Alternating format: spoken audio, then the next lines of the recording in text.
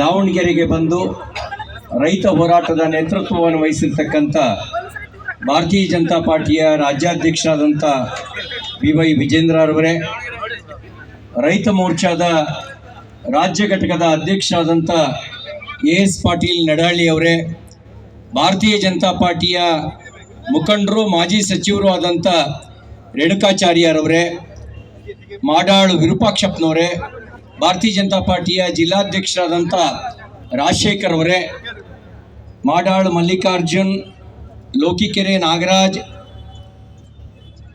ಅಜಯ್ ಸೇರಿದಂತೆ ರಾಜಶೇಖರ್ ಸೇರಿದಂತೆ ಪಕ್ಷದ ಅನ್ಯಾನ್ಯ ಜವಾಬ್ದಾರಿ ಹೊತ್ತು ಈ ಒಂದು ಹೋರಾಟದಲ್ಲಿ ಪಾಲ್ಗೊಂಡಿರ್ತಕ್ಕಂಥ ಎಲ್ಲ ಅನ್ನದಾತ ಬಂಧುಗಳೇ, ತಾಯಂದಿರೇ, ಮಾಧ್ಯಮ ಮಿತ್ರರೇ,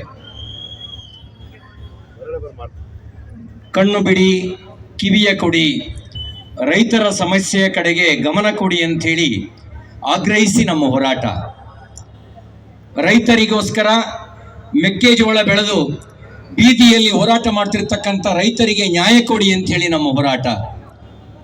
ಕಬ್ಬು ಬೆಳೆಗಾರರಿಗೆ ಕೇಂದ್ರ ಸರ್ಕಾರ 3,550 ರೂಪಾಯಿ FRP ನಿಗದಿ ಮಾಡಿದೆ. ಆ ದರದಲ್ಲಿ ಖರೀದಿ ಮಾಡಿ ಕಬ್ಬು ಬೆಳೆದ ರೈತನಿಗೆ ನ್ಯಾಯ ಕೊಡಿ ಅಂತ ನಮ್ಮ ಹೋರಾಟ.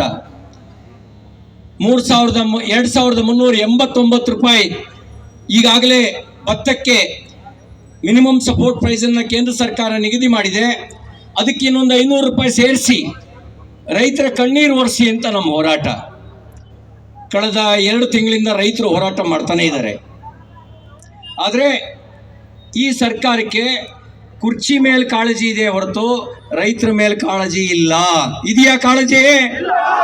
ರೈತರ ಮೇಲೆ ಕಾಳಜಿ ಇದ್ದಿದ್ರೆ ಮೆಕ್ಕೆಜೋಳ ಖರೀದಿ ಕೇಂದ್ರ ಪ್ರಾರಂಭ ಮಾಡ್ತಿದ್ರೋ ಇಲ್ವೋ?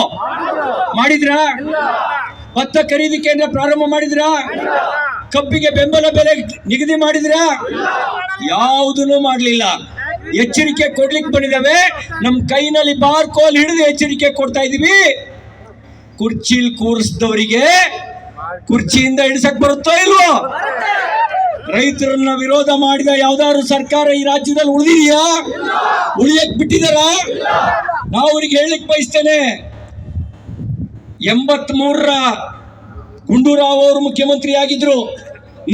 ನವಲಗುಂದದಲ್ಲಿ ನ್ಯಾಯ ಕೇಳ್ತಿದ್ದಂತ ರೈತರ ಮೇಲೆ ಗೋಲಿಬಾರ್ ಮಾಡಿದ್ರು. ಆಮೇಲೆ